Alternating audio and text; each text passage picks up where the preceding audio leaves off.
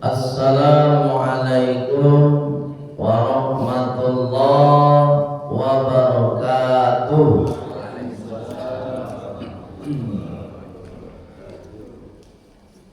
Bismillahirrahmanirrahim. Innal hamdalillah alladzi ahyana ba'dama amatana wa ilaihin nusyur. Allahumma bika asbahna wa bika amsayna wa bika nahya wa bika namutu wa ilaihin nusyur.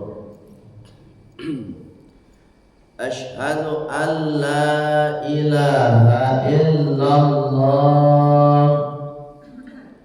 wa asyhadu anna muhammadar rasulullah. Allahumma salli wa sallim ala Muhammad wa ala alihi wa sahbihi ajma'in. Amma ba'd. Qala Allah ta'ala fil Qur'anil Karim. Bismillahirrahmanirrahim.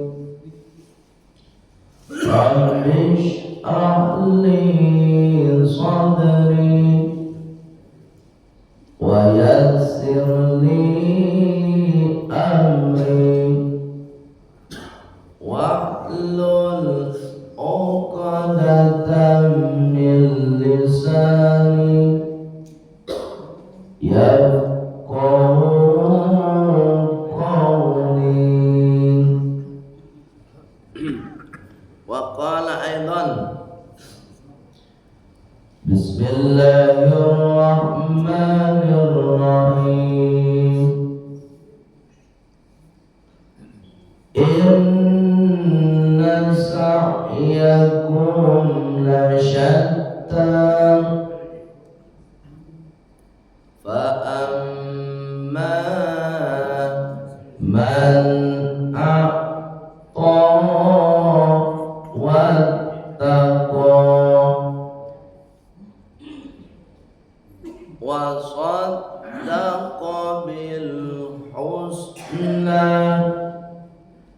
fasanuyassiruhu lil yusra wa amma man bakhila wastaghna wa kadzdzaba bil husna fasanuyassiruhu lil usra. Sadaqallahul azim. Pak Ibu pengurus masjid, dari ketua sampai kepada imam tetap kita yang sama kita hormati, sekaligus sudah mengimami sholat subuh kita berjamaah. Semoga sholat subuh yang telah kita lakukan diterima oleh Allah Subhanahu wa ta'ala. Kemudian Bapak Ibu jamaah sholat subuh yang pagi hari ini meluangkan waktu, melapangkan waktu dan melapangkan hati untuk kembali mendengarkan dan mengikuti pesan kajian syariat Islam atau pesan-pesan dari Allah dan Rasulullah sallallahu alaihi wasallam. Bapak Ibu yang dimuliakan oleh Allah Subhanahu wa taala.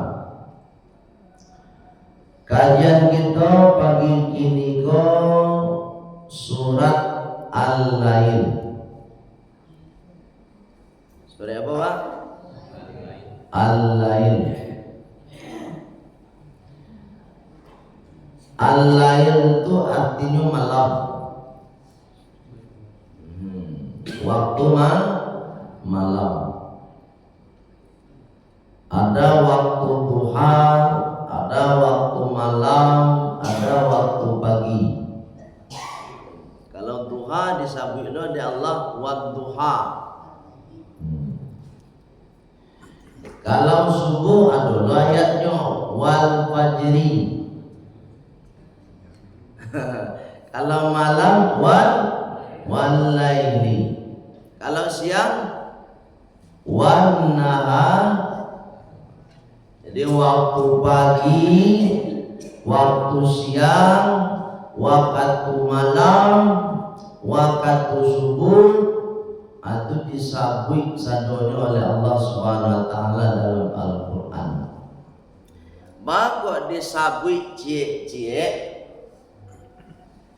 itu tanda menunjukkan waktu-waktu tersebut memiliki nilai keutamaan. Sebenarnya kan pagi itulah masuk subuh atau, tapi disambut sendiri subuh oleh Allah. Wasubhi idza tanaffas, demi waktu subuh kata Allah. Demi waktu subuh. Idza tanaffas, pasti jika menjadi awal mula kalian bernapas. Itu subuh tuh. Jadi awak pun bernapas baru tuh dimulai dari waktu subuh. Jadi udara yang segar, menghirup udara yang segar itu dimulai dari waktu subuh. Terus ini disebut wasubhi idza tanaffas.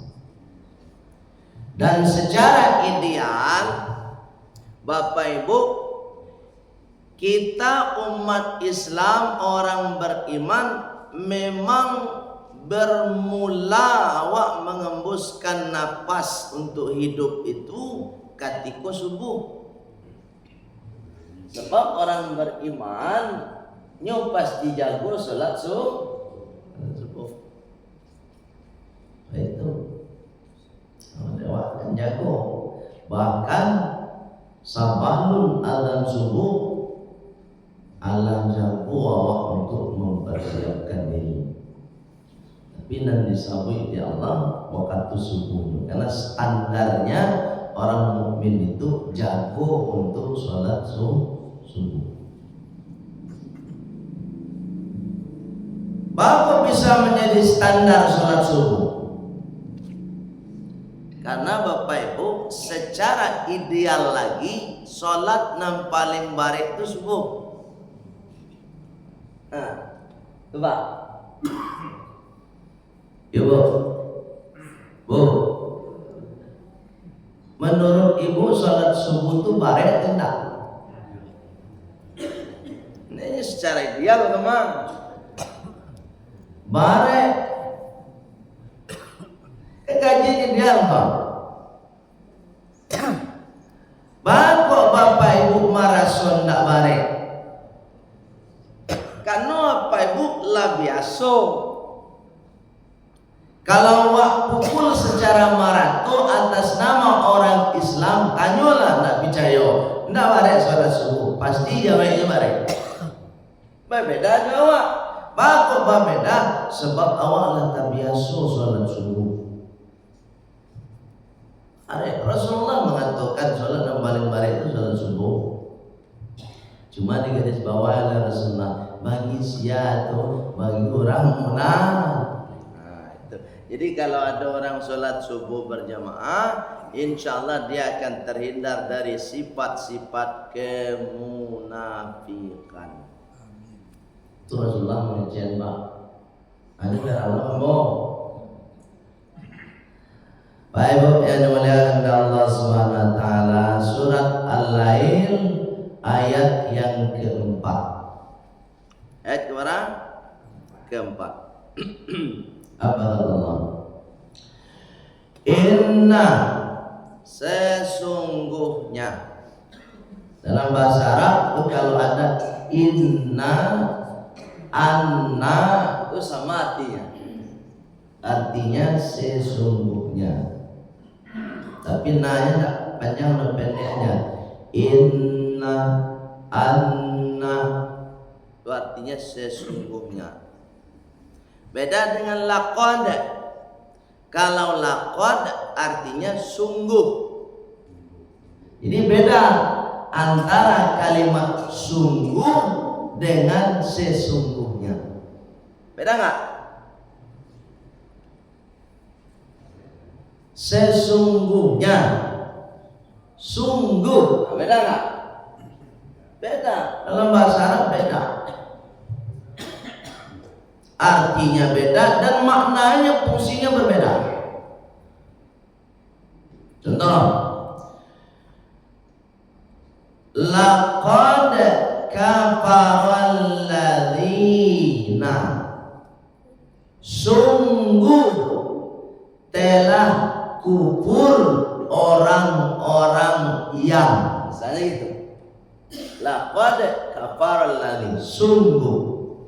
Terus ambo buat cek lain, innal ladzina kafaru, sesungguhnya orang-orang kafir.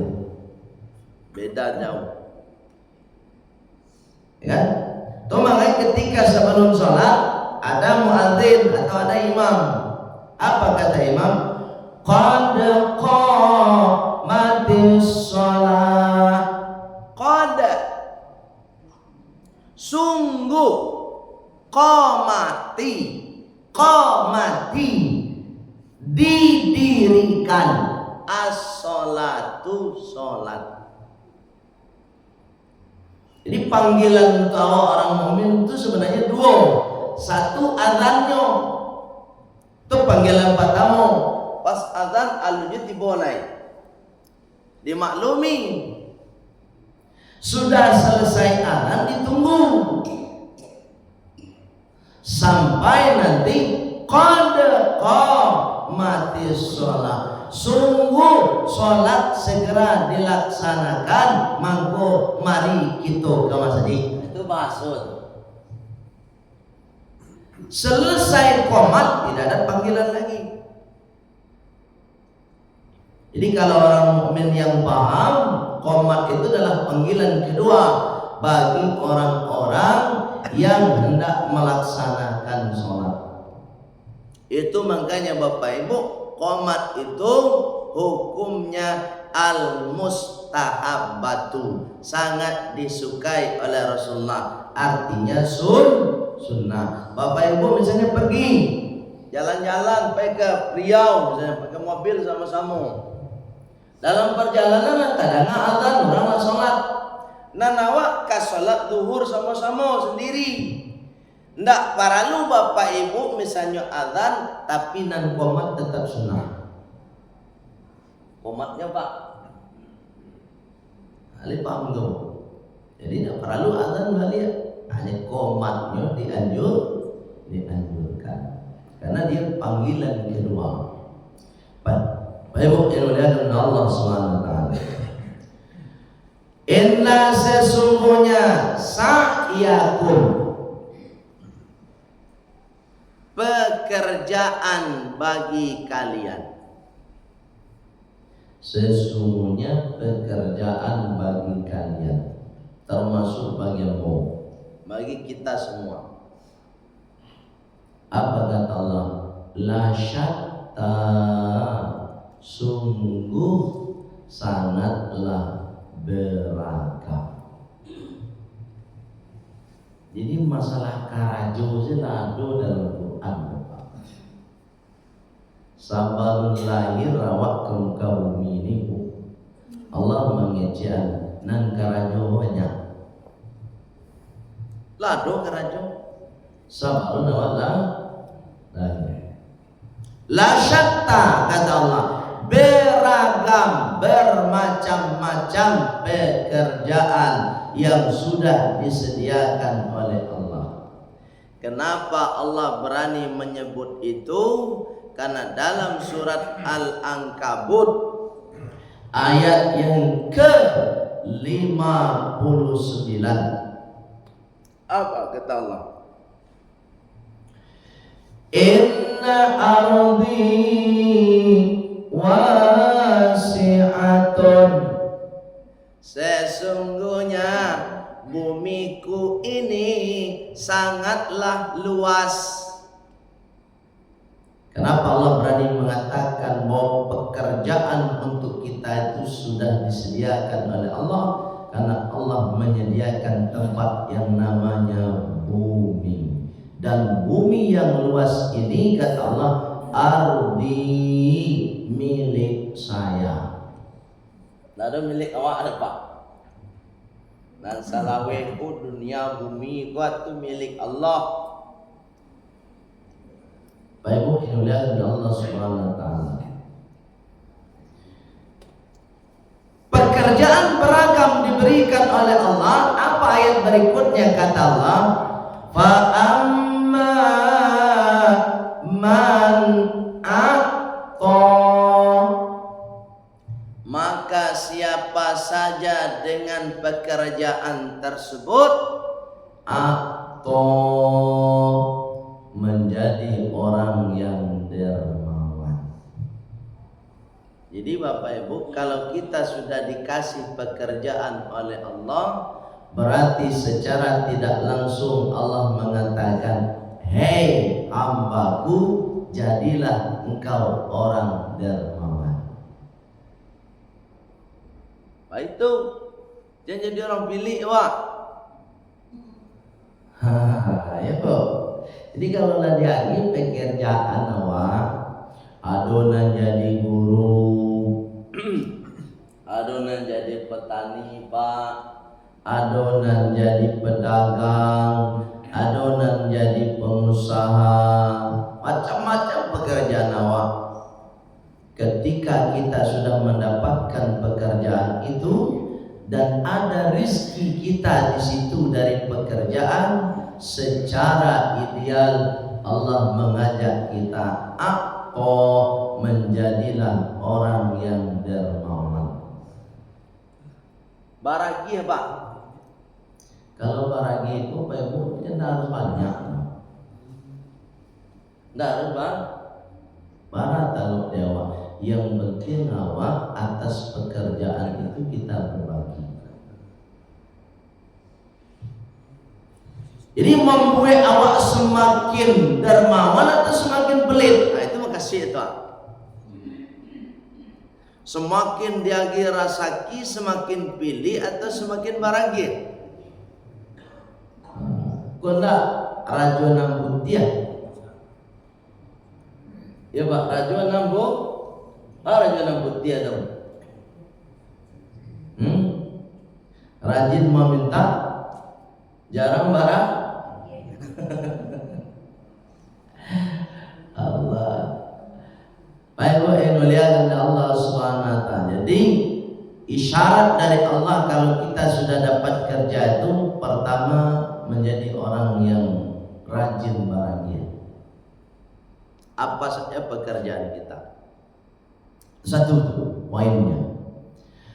Poin yang kedua kata Allah, wattaqu, pekerjaan nanlah awak tarimu tu kece Allah membuat awak wattaqu, menjadi orang yang lebih takwa atau tidak. Ini Bapak Ibu, kebanyakan, ini mohon maaf cakap, semakin diberi kita oleh Allah, kadang-kadang banyak kita dan semakin lupa kepada Allah. Ini ayat yang dibaca di Ustaz tadi. Kece Ustaz tadi. Alhaakumut takatsur hatta zurtumul maqabir. Alhaakumut takatsur, berlomba-lomba, kebanyakan manusia pun berlomba-lomba. Alhaakumut takatsur, untuk mengumpulkan, untuk mencari nan sebanyak-banyaknya kepuasan dunia, hatta zurtumul maqabir, sampai mereka akan sadar ketika zurtumul maqabir, mereka sudah dihadapkan di depan pintu kubur. Jadi kebanyakan orang secara rato-rato jarang sadar. Kapan dia akan sadar? Ketika dia sudah diantarkan ke pusara, barunya sadar lah. Kalau gini kok, yang mode-mode awak lah yang bisa sadar. Misalnya warga awak 180-an, nan sadar 50-an. Itu biasa tuh Pak. Soalnya jadi ayat mengatakan mode itu tidak mungkin warga awak 200 sadonya sadar, tidak mungkin tuh. Besok nan sadar lain itu pas menjelang masuk pintu kubur. Sebab awak pasti kan masuk kubur sadonya. Nan awak alhamdulillah Bapak Ibu jauh pun kan masuk pintu kubur awak lah sadar. Artinya buya awak lah sadar, Bapak Ibu lay rajin dua ke masjid. Itu tandanya sadar oh inyo ka mati, nyo ka masuk ka pusara. Yo, Bu, boleh sadar ka mati. Lay Bu, lantar solo. Allah, kini yo baru taraso namo. Dulu dah ini baru tabayang dawa manan kain kapan warna putih ya kan, manan karanda main baru tabayang dawa pai kapusaro tu mangkonyo ketigo pai kapusaro tu bu nawa baca assalamualaikum ya ahlal qubur antum farotona wa nahnu lakum tabaun. Itu salam ketiga pai ke pusara kan? Assalamualaikum, keselamatan atas kalian semua wahai ahli kubur. Ketika awak masuk ke sinan Tuhan, awak baca antum farotona, kalian lebih dulu saja, wa antum wa nahnu lakum tabaun, dan kami pasti segera menyusul. Kan itu salam awak baca tu. Cuma kadang-kadang awak baik ke pusara mau pernah baca tu. Jawab, lihat ada baca tu. Jarang. Aku mohon maaf cakap Pak Ibu, mohon maaf cakap dari sekian banyak orang Islam dan mantan orang baik ke pusara tu, mungkin agak surang nak baca itu. Ya Pak. Agak sudah lah baca tu. Bapak meretu lah ya, karena banyak tak tahu. Padahal doa aku sebenarnya saja lama lah diajar. Sederhana aja tak lupa panjang-panjang. Kau masuk ke rumah orang, assalamualaikum. Kau masuk wilayah pusara tu, assalamualaikum ya ahlal kubur. Antum baratona wa nahnu lakum tabaun. Itu baik yang dimuliakan oleh Allah Subhanahu wa taala. Jadi pekerjaan yang kita miliki itu, jabatan yang kita punya itu, usaha yang kita miliki itu apakah membuat diri kita semakin takwa, semakin dekat kepada Allah Subhanahu wa taala. Jadi bersyukurlah Bapak Ibu ketika Bapak Ibu punya usaha, ketika Bapak Ibu menjadi orang yang memiliki jabatan, namun semuanya membuat Bapak Ibu lebih dekat kepada Allah, maka itu adalah keberuntungan dari Allah Subhanahu wa taala. Ya Bu, jangan meniru Sa'labah. Tahu Sa'labah cerita awal mulanya Pak, nyo rajin ke masjid Pak. Awal mula Sa'labah tu rajin ke masjid. Nyo anu ada usaha le dong. Masih rajin ke masjid. Suatu ketika Sa'labah bau sahu, usahanya tarana kambiang. Bamulo kambing kon tigoi kuah. Tigoi kambing bobo. Batino do jantan cie. Dek Sa'labah ko bamulo nyo rajin sholat. Ya namanya orang rajin sholat tu rajin lo meminta kepada Allah. Akhirnya Sa'labah, ya Allah, ambu ka bau sawu ya Allah. Alam mau diawak lo, ya kan? Usaha mutaranak kambing ya Allah. Kau basuh awak ama buat. Aku kambing ko tigoi ku ya Allah. Batino dua jantan siku. Mohon kepadamu ya Allah, sukseskan ya Allah mau usaha kambing ko. Kok bisa bertambah dua dari tiga ko. Itu doa Sa'labah. Dan awak kamu itu nak. Ya Allah, bisu aku tes CPNS ya Allah. Ya kan?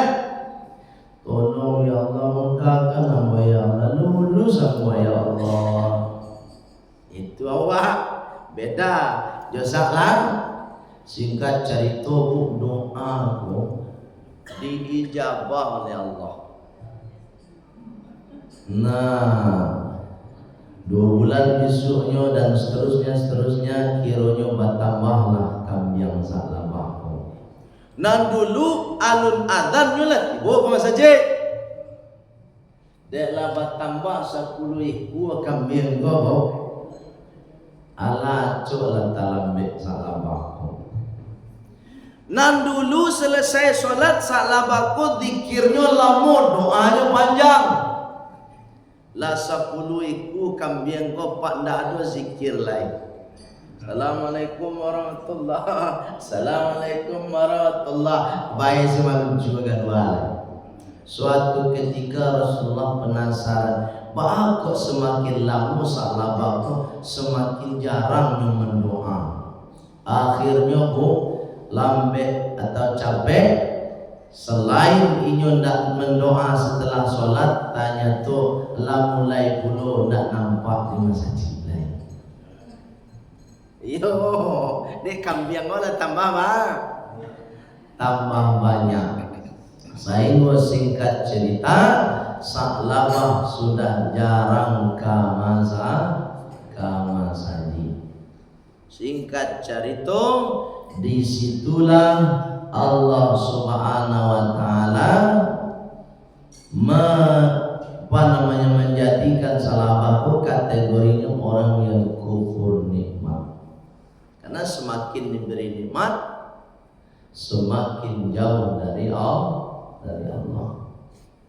Oleh sebab itu awak itu dulu sampai kepada zakatnya pun, zakat kambing misalnya kan, indah perlu dikeluarkan. Itulah yang membuat Allah itu murka kepada orang-orang yang semakin diberi nikmat, semakin tidak dekat kepada Allah. Tapi alhamdulillah Bapak Ibu semua, dengan pekerjaan dan usaha Bapak Ibu semakin membuat Bapak Ibu lebih dekat kepada Allah Subhanahu. Jadi Allah memberikan pekerjaan, idealnya Allah memanggil kita supaya kita lebih takwa kepada Allah. Itu idealnya. Wa saddaqa bil husna. Ayat berikutnya tuh. Pekerjaan yang diberikan oleh Allah kepada kita, wa saddaqa, membuat awak lebih jujur kepada Allah. Kira-kira Bapak Ibu, banyak enggak orang dengan pekerjaan itu membuatnya jujur atau membuatnya menjadi pantun? Pantun namanya. Jadi semakin sukses, semakin membuatnya menjadi pembohong. Semakin sukses usaha yang diberikan oleh Allah, semakin sukses inyo diagi jabatan oleh Allah, ternyata membuat dirinya semakin menjadi orang yang tidak jujur. Banyak itu dipak. Jadi secara ideal kalau kita, anak kita, cucu kita, menantu kita diagi pekerjaan, Allah mendidik anak dan cucu kita supaya mereka menjadi orang yang lebih jujur. Bil husna, dengan kebaikan-kebaikan. Artinya apa? Jujur dia untuk kebaikan. Makin jujur, semakin jujur maka semakin membuat dirinya lebih baik. Sebab Rasulullah dulu sudah mengatakan, alaikumus sidqu, hendaknya kalian menjadi orang jujur. Alaikumus sidqu, kata Rasulullah. Inna sidqa, sesungguhnya kejujuran itu yahdi ilal bir, mengantarkan kalian kepada kebaikan. Jadi pondasi jadi orang baik pertama itu adalah jujur, karena jujur membawa banyak kebaikan. Di masa Jawa Barado jujur. Jadi pedagang jujur. Ya Bu, kondak lain manggale salah. Nan lihat dia rencana kamu. Tiba nan di bawah. Nah ini waktu tidak berkah. Nah, ini karuan di bawah teman. Nah, pulang ibu ke rumah buka salah kira lah beli padahal tadi rancak nampak anak. Yuk di atas itu rancak. Dan di bawah banyak model itu. Tidak ada nilai kejujuran. Dan banyak bukan hanya menggali salah, menggali apa namanya duku, barang-barang model itu lah. Oh. Mengalir bodoh. Iya. Ada bodoh pada busuk. Allah karim. Iya nak kok. Ayo bodoh patang. Bodoh patang masuk kulkas kok. Ini betul kecil mah. Patu ilah bodoh oleh tabita goreng 2 kali gitu. Atilah Pak Wan lagi tapi tamlah goreng 2 kali. Awak iyo lah jadi tapi tahu apa dia. Allah karim. Baik wa lihat kepada Allah Subhanahu wa taala. Jadi pekerjaan yang diberikan oleh Allah idealnya mendidik kita semakin menjadi orang jujur dan menjadi orang yang baik. Kalau nampak tamu tadi dilakukan Bu, nampak tamu tadi akto dan mawan. Kemudian yang kedua tadi wattaqo, semakin dekat kepada Allah. Yang ketiga jujur, mangko janji Allah ada ayat yang berikutnya. Apa kece Allah? Fasanu yassiruhu lil yusra, maka kami jaminkan baginya kemudahan. Ya Bu, jadi kalau anak awak ingin sukses, apa nak pertama? Dermawan belum, suku barat. Itu kunci itu. Nggak ada lain apa? Kau berdasarkan ayat surat Al-Lail akan diberikan kemudahan kepada anak-anak awak, kepada cucu-cucu awak untuk meraih cita-citanya. Satu, dengan cara apa? Rajin barangnya. Poin satu. Yang kedua, tidak ada cara lain apa Ibu kecuali wattaqo, mendekatkan diri kepada Allah. Dan yang ketiga kata Allah, kalau mau sukses wasoddaqo, jadi orang jujur. Jadi waktu lo falsafah awak dulu Pak, falsafah orang gaya awak dulu, yuk kamapai jujur awak. Kalau ingin awak sukses, ingin awak berhasil, kecil orang gaib itu dulu Bang. Orang gaib itu dulu kira tahu dulu ayat Quran. Jadi orang jujur awak.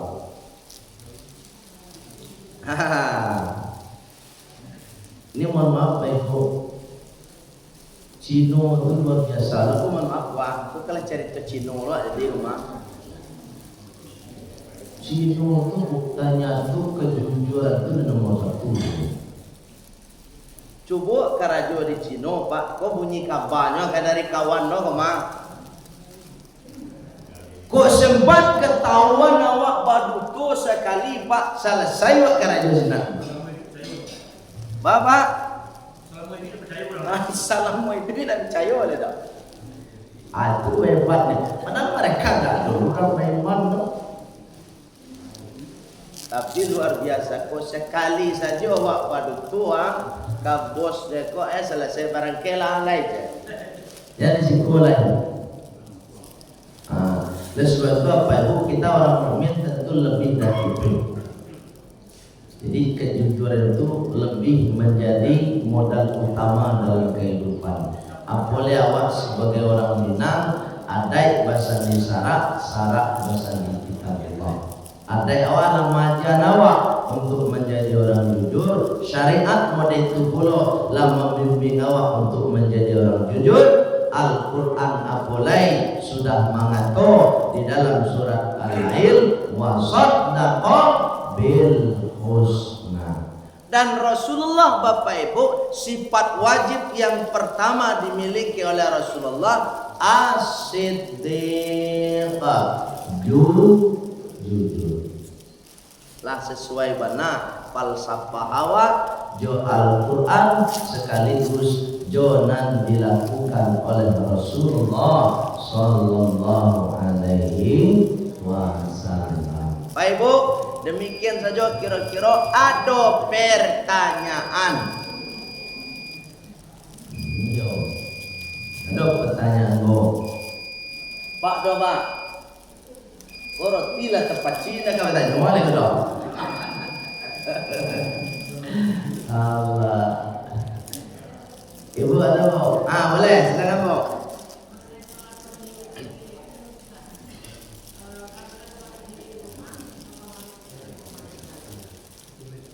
Enggak tanaman uang.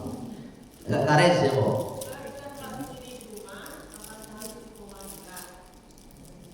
Sholat sendiri, sholat sendiri di rumah, apakah iqomat juga?